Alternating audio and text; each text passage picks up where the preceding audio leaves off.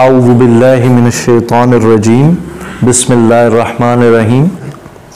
کیونکہ معاملہ ایسی ذات کے ساتھ ہے کہ بیک آف دا مائنڈ جو چل رہا ہے ابھی وہ سوچ کو ہم فلٹر نہیں کر پاتے.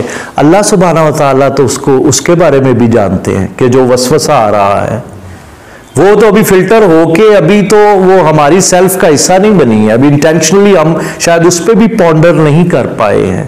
تو اللہ سبحانہ و تعالیٰ تو اس کے اوریجن سے واقف ہے. تو اگر انسان کی نیت نہیں ہے کہ میں نے ہدایت لینی ہے تو پھر یہی معاملہ ہوتا ہے وَصُدُّوا عَنِ السَّبِيلِ. اور آگے فرمایا اور من جسے یُضْلِلِ اللَّهُ اللہ جس کو گمراہ کر دے فما نہیں ہے لہو اس کے لیے من کوئی ہاد ہدایت دینے والا. اور اللہ کسی کو گمراہ نہیں کرتے. پورا قرآن مجید جب آپ بار بار پڑھیں گے تو کیا پتا چلے گا کہ جو خود ہدایت کا طالب نہیں ہوتا تو پھر اللہ سبحانہ و تعالیٰ کی سنت یہ ہے کہ پھر زبردستی ہدایت نہیں دیا کرتے. ہاں جو ہدایت کا طالب بن جاتا ہے پھر اللہ سبحانہ و تعالیٰ سبیل نہیں سبل راستے کھولتے کھولتے کھولتے چلے جاتے ہیں. کیونکہ اللہ کی ہدایت جو ہے وہ کوئی گری پڑی چیز تھوڑی ہے. وہ تو کائنات کی سب سے قیمتی چیز ہے اور چنیدہ لوگوں کو دی جاتی ہے. پیغمبروں کو چنا جاتا ہے. پھر قرآن مجید کے ٹیکسٹ میں آپ مطالعہ کریں تو آپ کو پتہ چلے گا مبلغین کو چنا جاتا ہے. جو اللہ کے دین کا کام کرتے ہیں وہ چنیدہ ہے. You are chosen as well. Allah subhanahu wa ta'ala blessed you. That is why you are here. You are listening to the word of God. It is not something which is ordinary. It is something extraordinary. تو اللہ نے آپ کو پسند کیا کہ آپ جیسی نیک روحیں اللہ کے کلام کو سنیں.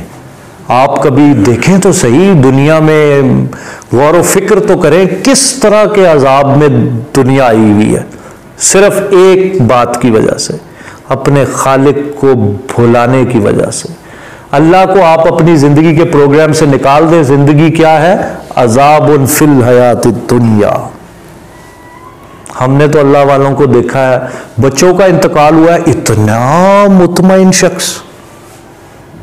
ہم نے دیکھا کاروبار میں اتنے بڑے بڑے نقصان اتنی سیرینٹی اتنا سکون کی کیفیت. وہ یار ہے تو ڈالرا لا بھی نہیں آتی ایٹی سکون کی کیفیت اتنا کمپوزر.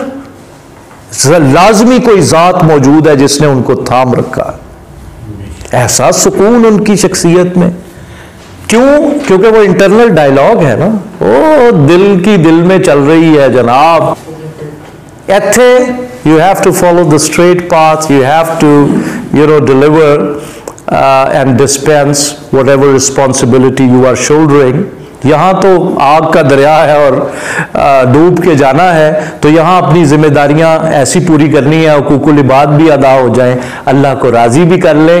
تو ایسے جو گاڈ فیئرنگ لوگ ہوں گے خدا خوفی والے لوگ ہوں گے انہوں کا کی مقام ہوئے گا میں کہنا.